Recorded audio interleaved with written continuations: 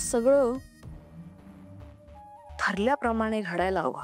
अरे होणार ना, का नाही होणार? 100% होणार. हे बघ, मी तुला जगन्नाथच्या तावडीतून सोडवलं. हा, तुझ्यासाठी हे डिटेक्टिव्ह झालो. हा, फोटो काढून दिले, पुरावे गोळा करून दिले. अजून काय करायचं राहिले मला सांग. हा, आणि हे बघ, आतापर्यंत सगळं प्लॅन प्रमाणे करतोय मी. हा, आणि पुढेही करेन. बस यार रश्मी, माझं खूप प्रेम आहे ग तुझ्यावर. तुझ्यासाठी ना मी जीव पण द्यायला तयार आहे. तुला नाही माहित ग, तुझ्याशिवाय मी कसे दिवस घालवले ते. तू सोबत नव्हतीस ना, तेव्हा एक एक दिवस मी मोजत घालवलाय. आकार, मी समजू शकते तुझं किती प्रेम आहे माझ्यावर, पण जरा सावकाश. हा डाव खूप मोठा आहे.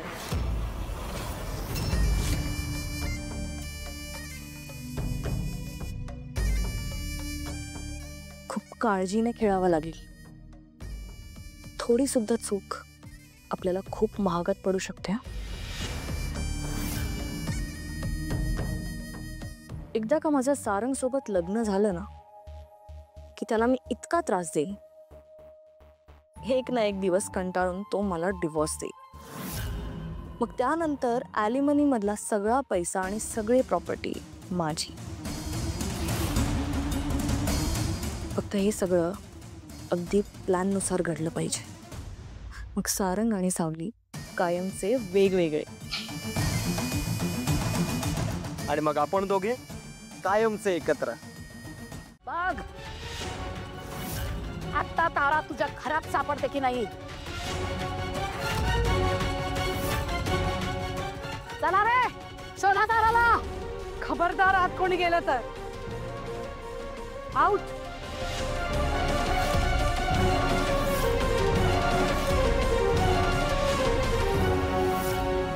ते घर आहे माझं, धर्मशाळा नाहीये की कोणी यावं आणि घुसावं. आधी मान्य कर, तुझी लेक तुझ्या घरातून पळून गेली कारण तुला तिला सांभाळता आलं नाही. तिच्या मनाविरुद्ध तिचं लग्न तू ठरवलंस, तेव्हा तुला न जुमानता ती तुझ्या घरातून पळून गेली. कर मान्य. आणि दुसरी गोष्ट, ती जरी इथे आली असती ना, तरी सुद्धा तुझी लेक म्हणून तिला मी माझ्या घरात ठेवूनच घेतलं नसतं. कारण माझा तुझ्यावर विश्वासच नाहीये. जी बाई इतक्या वर्षांच्या मैत्रीला जुमानत नाही, इतक्या वर्षांच्या मैत्रीचा जी अपमान करते, अशा आईची मुलगी मला माझ्या घरात नकोय.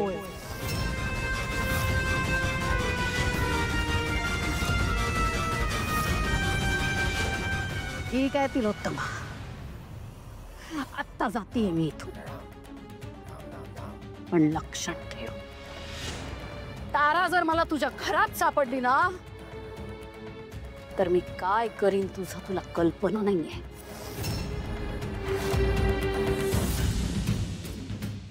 आजवर तू भैरवी वजेची दोस्ती बघितलीयस, मैत्री बघितलीयस, पण आता यापुढे भैरवी वजेचं वैर बघशील. महागात पडेल तुला.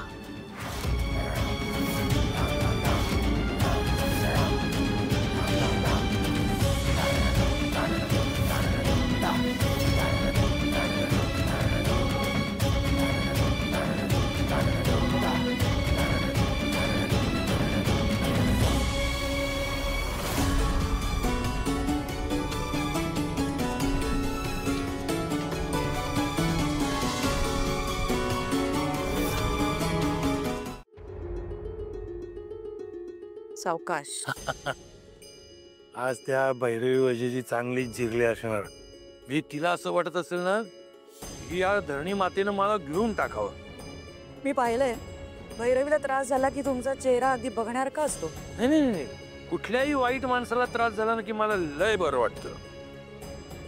आता ह्या अशा दुःखद प्रसंगी, वाईट प्रसंगी, कठीण प्रसंगी दोन शब्द तिच्याशी बोलायला हवं की नको.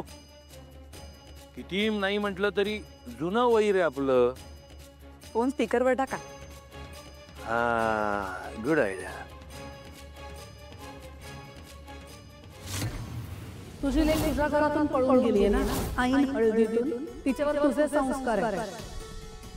दोष द्यायचाच असेल तर तुझ्या संस्कारांना दोष दे.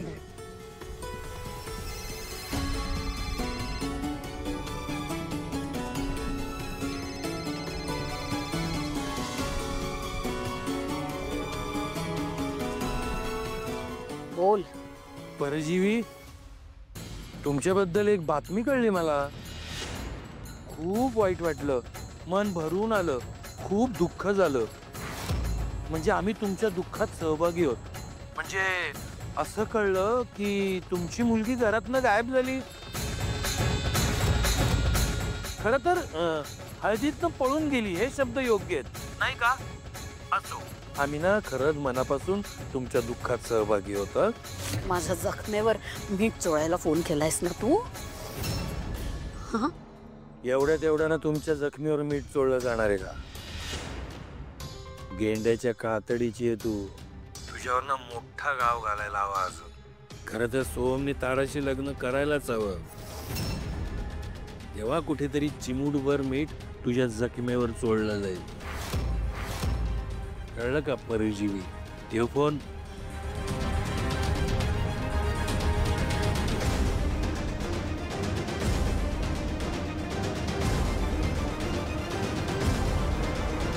जगन्नाथ.